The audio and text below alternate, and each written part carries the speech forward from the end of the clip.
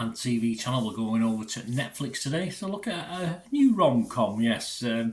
Anything special? Possibly not, but it's well liked, so we're going to have a talk about it. I'll give you my views on it and the scores on the doors for it. We're going to have a look at something called Love at First Sight. Please, if you are new to the channel, push that subscribe button, push the bell notifications.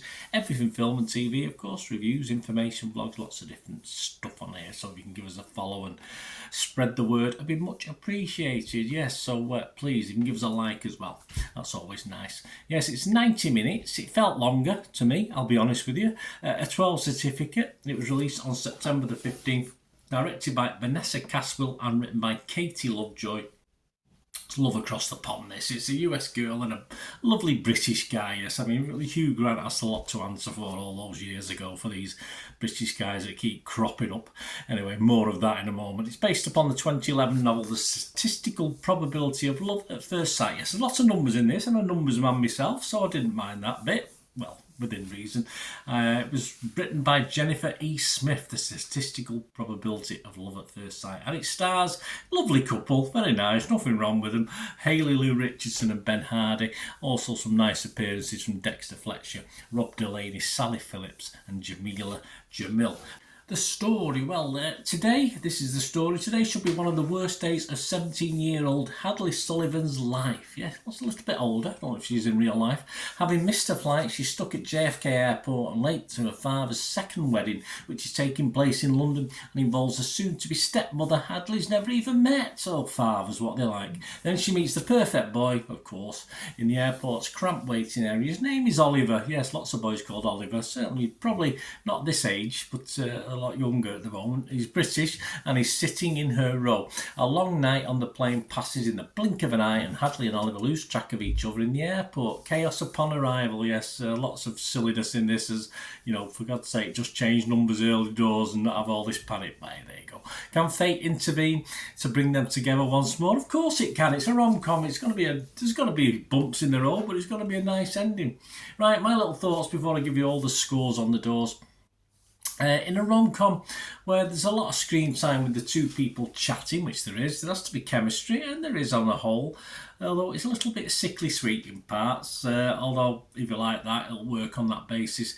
Humour, of course, is also important for a rom-com. For me, although the character's a little bit likeable, it doesn't always work on the humour side, and it does get a little mundane even when other characters are introduced over in the UK. But as I said, it's hard not to like the two main characters.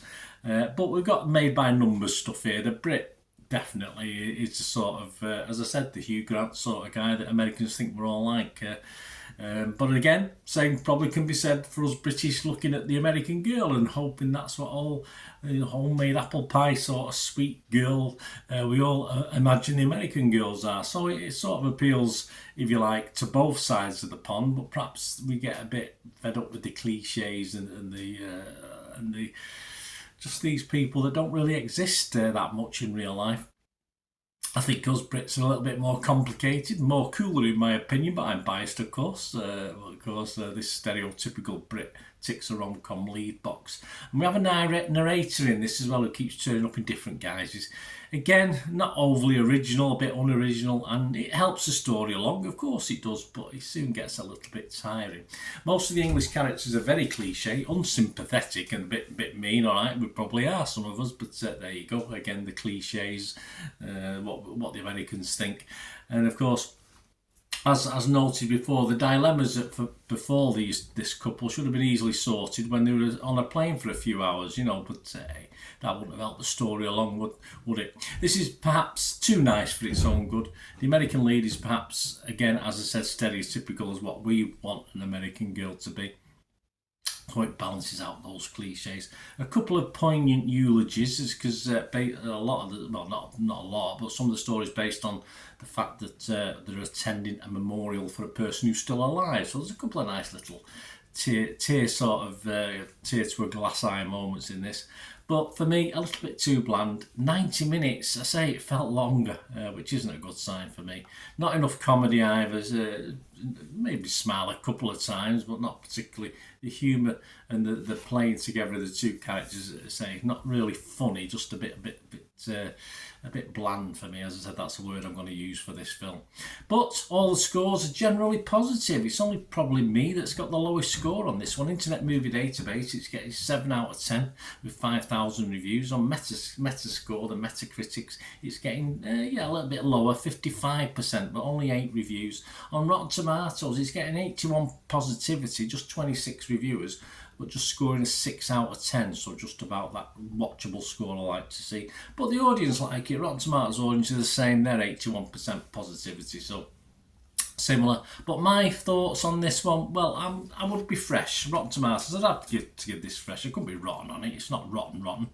I'd have to be mixed on Metascore, Metacritic, and I will give this a score of just 5 out of 10, just my basic score. I really inched to 5.5, but I got a bit carried away with a poignant ending the last 10 or 15 minutes that brought the old tear to the glass eye. But overall, I was just a little bored with it, in fairness. It doesn't offer anything to the rom-com genre that we've not seen before, but it's a nice pleasant afternoon watch, you know, if you're just in the mood for it. Simple as that. So I'll give it a 5 out of 10.